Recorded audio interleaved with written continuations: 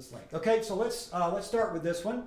The strength of the teacher. The strength of the teacher is content, okay? And one of the ways that you can determine whether you're a teacher or not is you ask this question: can I get all of my content in within the hour that they've given me, okay? So a teacher has great content, okay? And the other thing about a teacher is fired up and so excited about their content, okay? So you're up there and you just know that everybody's excited as you are about your content. So the strength of the teacher is you've got excellent content. You know people should pay attention. This can be life-changing.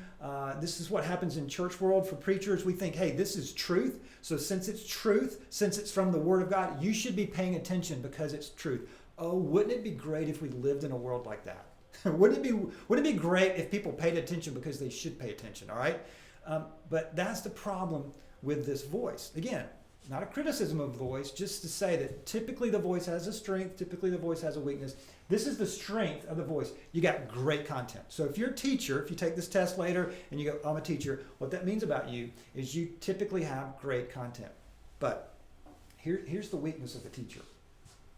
The weakness of the teacher can potentially, I'm not saying all the time, so the weakness of the teacher is connection. What do I mean by that? The teacher sometimes is so passionate about their content that they assume that, again, as I mentioned earlier, everyone should be as excited about this as I am. So they just dive into the content. And immediately, if they're not careful, they can lose the audience. And let me prove this. Every single one of us have kind of endured, if you will, a presentation of a really smart person. They know exactly what they're talking about. They're passionate about what they're talking about, and they just dive in, but they've never connected with the audience. And the goal of a great presenter in the first 5 minutes is to do this, is to shrink the gap. What I talk about shrink the gap is there's a physical distance between you and the audience. And so what you have to do immediately is to begin to shrink the gap and connect with the audience.